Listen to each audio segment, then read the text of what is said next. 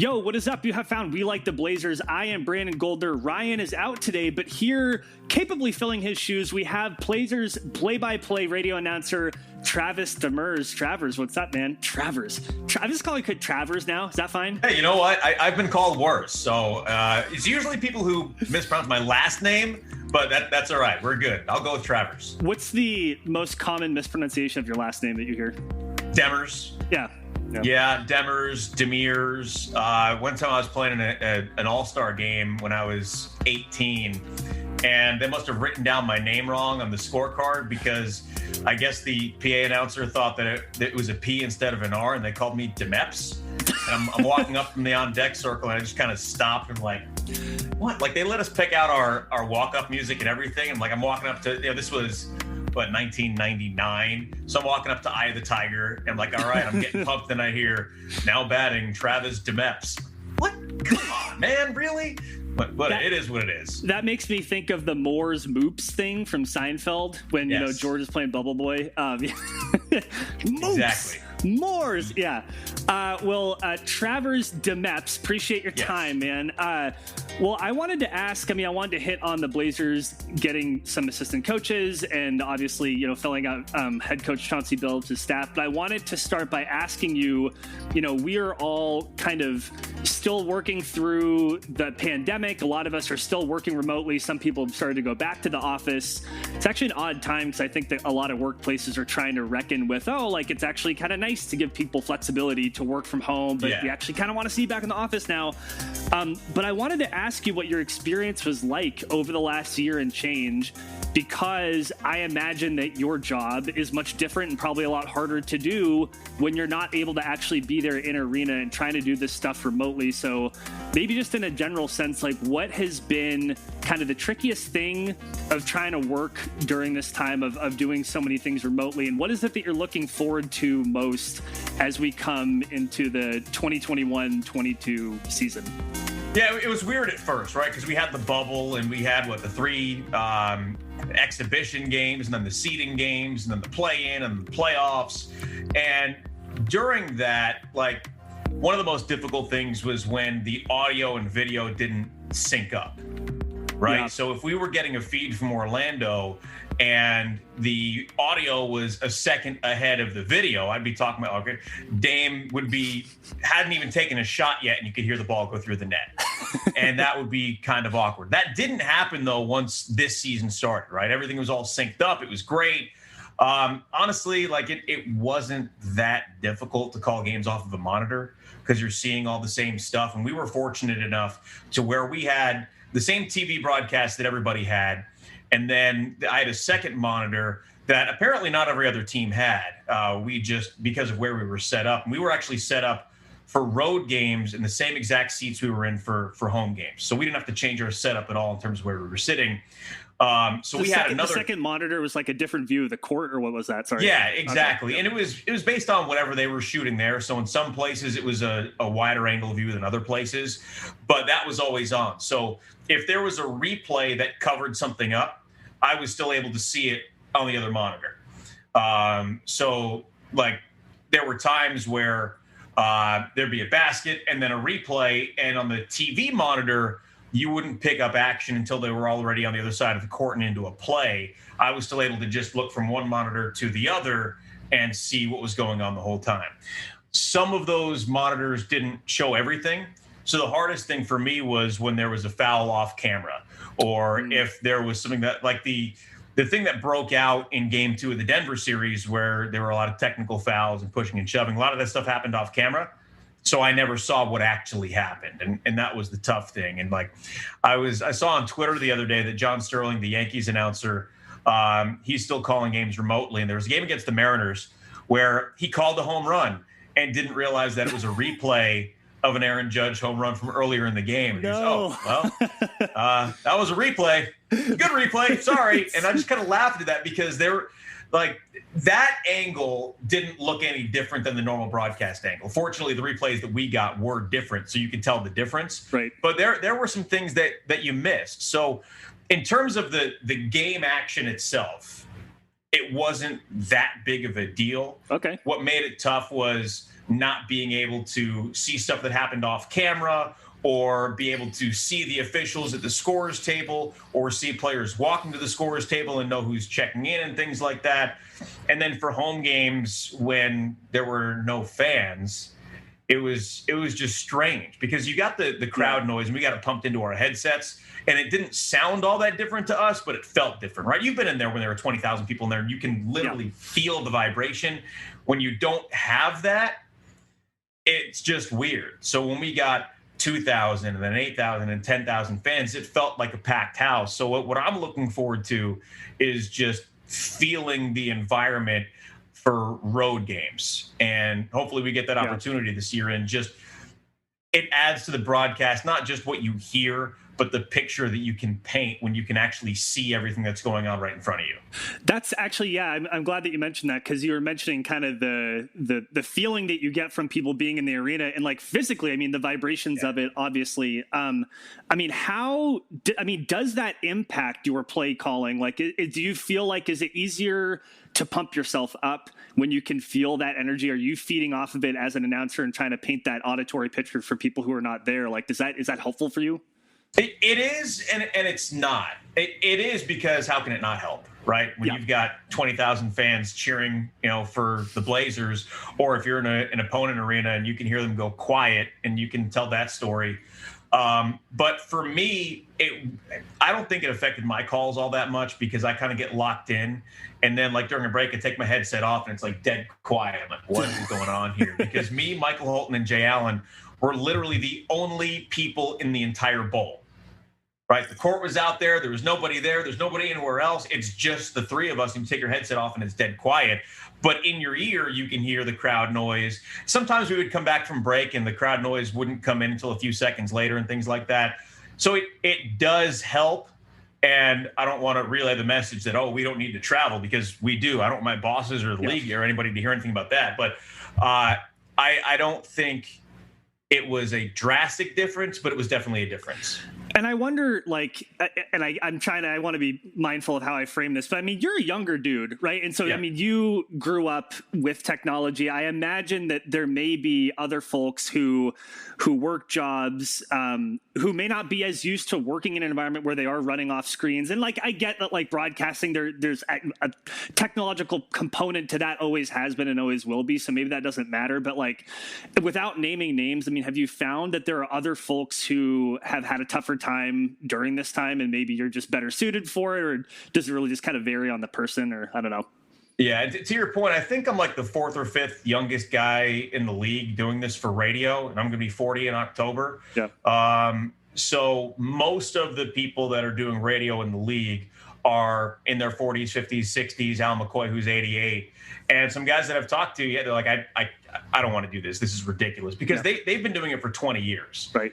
This was year 2.5 for me. But I also grew up doing play-by-play of the video games that I was playing and things like that. So like I had that experience, and Al McCoy didn't have video games growing up, so he wasn't doing that. And this is year 49 for him. So when you do something for 47, 48 years exactly the same way, essentially, and then you're asked to do something different, it's hard to change. So yeah, there are definitely some other broadcasters out there who had a more difficult time than I did with it. So wait a minute, doing play-by-play of video games, what video game lent itself best to you doing play-by-play with it? Oh man, so I'm going way back, like to early 90s, late 80s for me, and there was a lot of RBI baseball. There was a ton of NBA Jam. Okay, so you're not doing play-by-play of like Battletoads or Mega Man or anything. You're talking. No, it was no. Okay. It was all sports games. Like now, the only games that I play are 2K and MLB The Show. I don't do the play-by-play of those anymore. But it was all sports games that I did the play-by-play for. It wasn't like Castlevania. I could imagine you do like a play-by-play of like Mario Kart and like people doing battle mode, like kicking the pontoons off. Anyway, oh god, that'd be funny.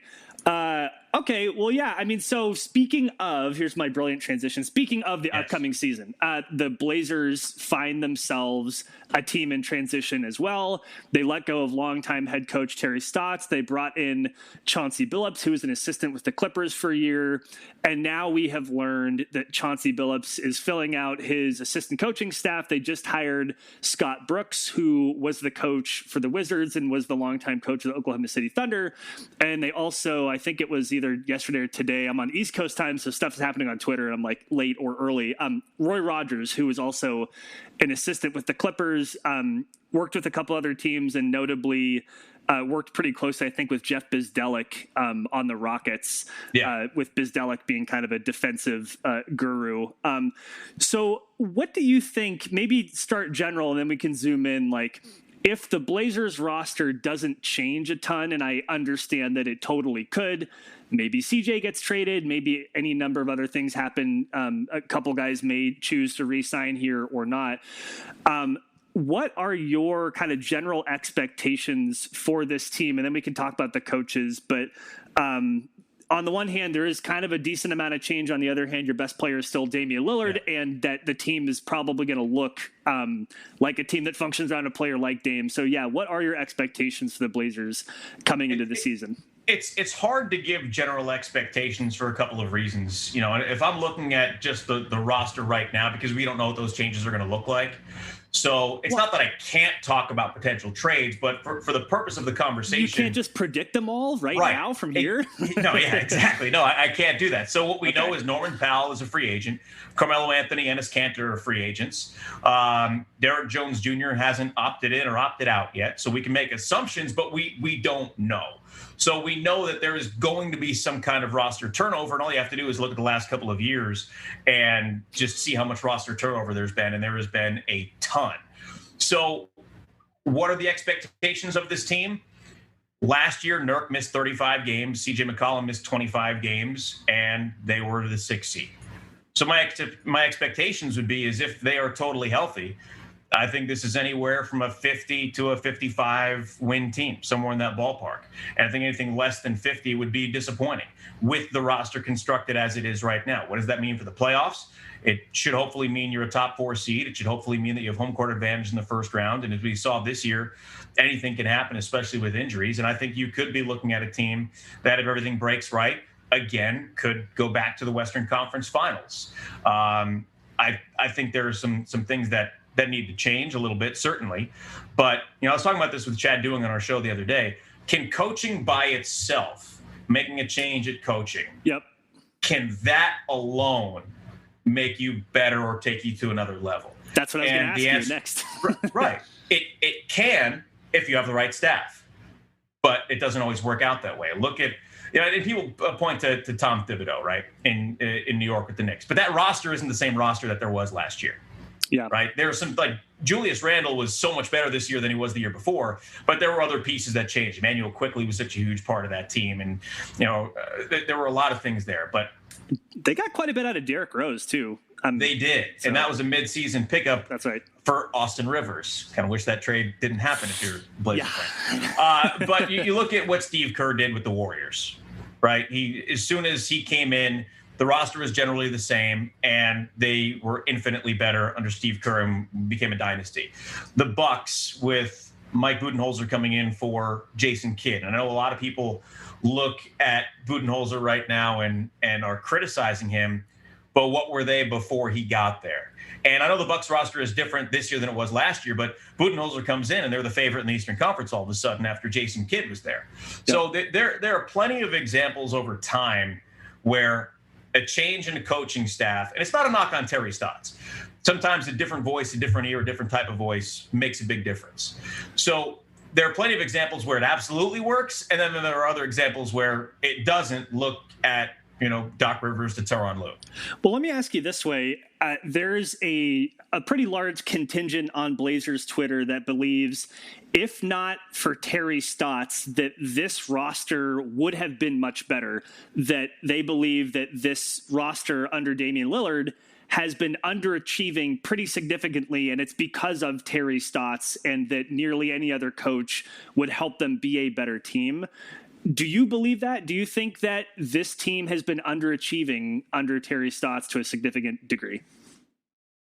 I think you can make that case, but I think you can also make the case that Terry Stotts took a team that was without one of their best players to the Western Conference Finals with two guys in the starting lineup that don't get playing time anywhere else and can't stay healthy, and Al-Farouq Aminu and Maurice Harkless. Like, Al-Farouq Aminu and Maurice Harkless were starters on a team that went to the Western Conference Finals. Right. And Terry Stotts doesn't deserve any credit for that. There are some things that you can look at with what Terry did and say, this could have been different, that could have been different, that could have been better. The defense specifically. And look, they had good years defensively under Terry Stotts. A few years ago, the year they lost to New Orleans in the first round, they were a top 6 defense in the NBA. The last 2 years were about as bad as you can get. Yep. But again, 2 years ago, there were a ton of injuries, and a lot of the players on that team 2 years ago aren't even in the league anymore. Yeah. Right? And then this year, you were missing Yusuf Nurkic for about half the regular season. And once he was healthy and Norman Powell came in, they were a top, 18 defense. Is that good enough? No. But it's not 29th, 30th in the NBA. And in the postseason, when Nurk wasn't on the floor, it was a disaster defensively. I think it's unfair to put it all on Terry Stotts. I really do. Because a lot of the players that came through had the best years they've ever had in their careers here in Portland, and then they go on to somewhere else and they flame out or they're not as successful. Terry Stotts was not perfect, and the defensive side of the ball was definitely an issue for a chunk of his time here. But I don't think you can bring in some different coach and then all of a sudden this team's winning a championship with the same roster the way that it's been constructed. And really, who is that guy? Because if you're saying, well, if they brought in an elite coach, would they be better? Yeah, of course they would. But how many elite coaches are there in the NBA? And how many of those elite coaches are available? Like, if you said, if Greg Popovich is here, this team is going to be a championship team, I probably still wouldn't buy that, but I think there's a much better chance of that happening. But he's not here.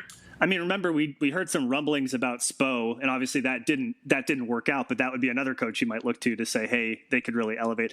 Listen, I got to say, though, I don't appreciate this thoughtful, earnest take from you. I'm going to need a hot take, black or white. Tell me, do you love Terry Stotts? He's the greatest coach ever. Do you hate him and you think he's just a bottom feeder? No, I'm just kidding. I'm not a hot take guy, and I think that's why it works well with Chad, because he is such a hot take guy, and then I got to bring him back down to reality. But on a personal level, I love Terry Stotts. You know, he treated me right away. Like, when I was filling in for Wheels, he never once treated me like I was a fill-in. He asked me about my family. He would, he'd text me on my birthday. He would take screenshots of things on Instagram of pictures of me and my kids and give me crap about stuff. Like, there was one picture of my son and I watching an Army football game last year, and I had all these things plugged into one outlet, and he screenshot it, said it to me. He's like, hey, you need to get a power strip or your house is going to catch on fire. Just like giving me crap like that. He was an awesome guy to get to know. Yeah, he's a good dude. Well, how do you feel just kind of generally? So, got Coach Billups. Both of us have talked about that separately. I haven't had a chance to really think too much about Scott Brooks in particular. And I mean, I understand for a first-time head coach like Billups, and particularly someone who's only been on the sideline for 1 year as an assistant, doesn't mean he's not brilliant, doesn't mean he's not going to be a good coach. But with not a ton of experience, I think it does make sense to bring in someone like Scott Brooks, who has a ton of head coaching experience, has coached stars, has coached successful teams. Kind of what's your gut feeling, kind of good, bad, or indifferent on Billups bringing in Scott Brooks? Yeah, and I'm just going to be honest about this. I have not read any articles, anything. I was camping the last few days, and then I played golf, was it yesterday? I don't know. That all blends in. Yeah. So I haven't read anything. All I saw was that Scott Brooks is going to be hired. I haven't seen anything official yet either. So I'll phrase it if Scott Brooks is the guy. So if it is Scott Brooks as the lead assistant, I think it's a good move. Like you said, he has managed egos before. And you think about it, on the same team, he had Russell Westbrook, Kevin Durant, James Harden, all those guys in the same team. And he took that team to a finals. It's supremely talented, but that's not everything, especially for a very young team like they were 9 years ago. He took a team in the Wizards that had been a disaster for a long time. And with Bradley Beal and Russell Westbrook and a bunch of cast-offs, took that team to the playoffs. I don't know much about his X's and O's. I really don't know much about him as a coach because I just haven't paid that much attention to him. Sure. But I don't think it's all that relevant, to be honest, because for Chauncey Billups, that associate head coach, that lead head coach, there'll be some X's and O's there, but I think that's more about him learning on the job and having somebody who's been there for 12 years, who has been deep in the postseason, who has been in different markets and worked with different stars. I see that more as an administrative type of things. Yeah. So you could tell me that he's the worst X's and O's coach that you have ever seen. I'm not going to tell you otherwise. I don't know. I don't agree with that, but I don't think that's all that relevant because I think that's somebody that Chauncey needs to rely on the day-to-day in situations that he hasn't dealt with. And I think that's the more important thing with somebody like Scott Brooks. I think that's a really good call. And I should check myself too, because I didn't like it at first when it first came out, but your point is a good one. And I mean, coaching is not just about X's and O's. Like you said, there's an administrative, there's an ego management part, the mechanisms of how is it that you lead a team and get the most out of players when there are just limited minutes. And particularly for a team that wants to win, which as long as Damian Lillard is here, Blazers are going to try to win, obviously. Yeah, I think that that's a fair point. Let me ask you one more thing, and then I'll get you out of here, and I appreciate your time. You have worked with a lot of different folks around the league. You have colleagues who are broadcasters, reporters, and players, coaches. Like I'm sure that you've met a lot of people that folks like me are never going to meet, and so you probably have a sense of the dynamics of NBA teams and how they run. Yeah. How important are assistant coaches and particularly associate head coaches? Like, how important is it to have a healthy dynamic there, to have a balance of skills? And from what you've seen so far, I know that, again, it's not official, but if we were to assume that Billups is bringing on Brooks and Rogers, like, how do you feel about that dynamic? And yeah, just how important is it that be filled out? Yeah, first with Rogers, like I've seen some comments about him and how he was with Bizdelic, and then when Bizdelic left and he went to New Orleans, like his job is not going to be the quote defensive coordinator from what I understand, right? I see him more as somebody who is a big man coach. And you look what he did with Clint Capella in Houston, what he did with Ivica Zubac in LA this year. If Nurk is still on this team, which right now obviously he's under contract, and all he does is make Nurk better, I'm good with that. Right? Because Chauncey is the defensive mind, right? If Scott Brooks is the offensive guy or another assistant is an offensive guy, Chauncey's the defensive guy, and Rogers is the big man coach, I'm good with that. I want to see what the whole staff looks like because the whole staff is very important. And, I didn't quite realize it till I started doing this because like post-game interviews, right? At home, we would always have Terry Stotts and an assistant coach after a win every game. And the assistant, it was based on whose job it was to game plan for the opponent. So one day it would be Jim Moran. One day it would be Dale Osborne. One day it would be John Yim. And so each of those coaches have different assignments, right? If you've got a 6-game road trip, you're going to have a different coach whose lead job it is to game plan for each of the first 3 or first 4 of those games in the road trip. So it's one coach, like if you're, let's say you're on an East Coast road trip and you start in Miami, you go to Orlando, you go to Charlotte, it's going to be one coach's job to have the lead game plan going into that game. Interesting. And with that, it's, to my assumption, it's based on which coach's skills is going to work best with the opponent, that team, right? So if you're facing a team that is really fast and gets up and down the court, or you're facing a team that's really good inside the paint, I think which coach is game planning for those games is going to vary based on that. So if the coaching staff does begin with Chauncey Billups, obviously, and then has Scott Brooks and Roy Rogers, what does the rest of the staff look like? So I don't want to make any umbrella judgments on the staff until I see who everybody is, because everybody has a different role. Everybody has a specific role. Like people will talk about the defense. Well, Scott Brooks comes in. He's not a defensive guy. Okay. Well, there are 4, 5, 6 other coaches on the staff. Roy Rogers comes in. He's a big man coach. He's not going to be working with Dame and CJ on defending, the backcourt with, whoever, right? So what that whole staff looks like to me is going to tell the picture, and each different part of that. So the roster could look very similar. It could look very different. We'll find out what's today, the 10th. We'll find out in about 19 days on draft night. I think if there is going to be something big, I think it's going to happen around the draft, give or take a day or two, because they can't trade this year's pick until they have the rights to that player, just like last year. So last year they traded the pick that went to Houston that eventually ended up in Detroit, but they didn't trade that pick until after they had the, quote, draft rights to Isaiah Stewart. It's going to be the same thing this year. They can trade this year's pick, but after they have the draft rights to another player. Right. So there could be a deal like they did with Covington last year where it's worked out a day or two in advance, and then they know that they're drafting for Washington or Milwaukee or whoever it might be.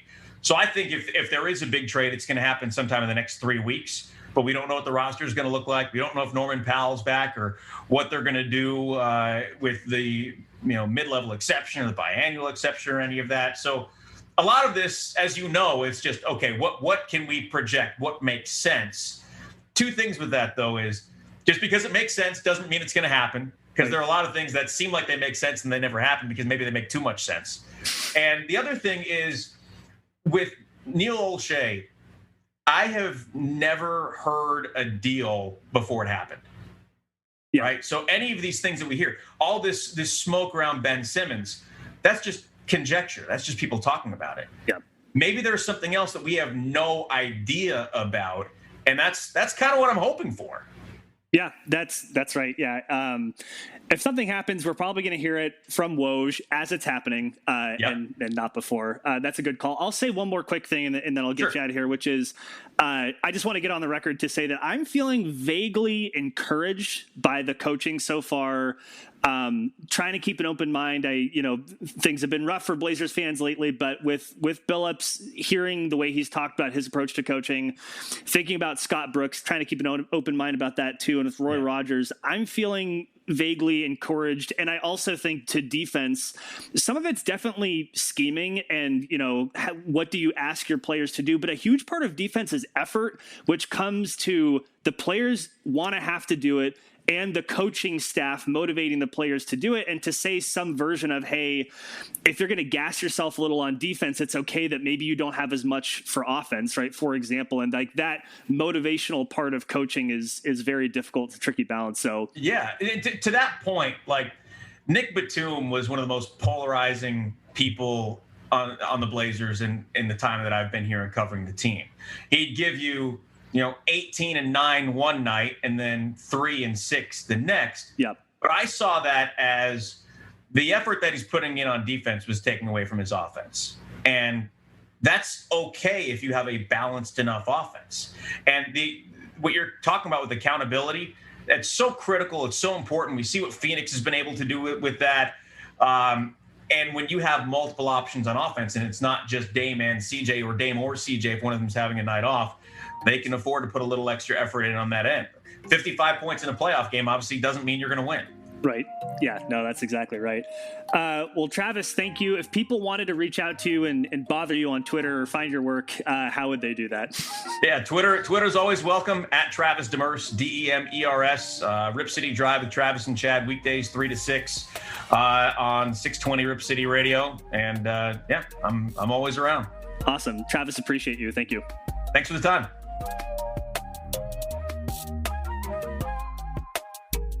Thank you so much to Travis Demers. It was awesome to have him on and for him taking the time. But I'd be remiss if I didn't thank you all for listening. Ryan, I hope that you are relaxing during your vacation. I forget what he said he was doing, camping or doing something fun.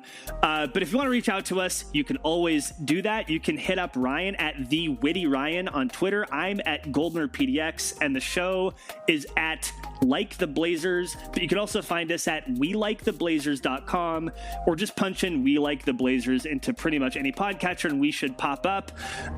Thank you all again for listening. Thank you to Travis. Excited to see what the coming weeks bring and how this team continues to flesh out. Ryan and I will obviously be talking about that next episode, but until next time, thank you all again, and go Blazers.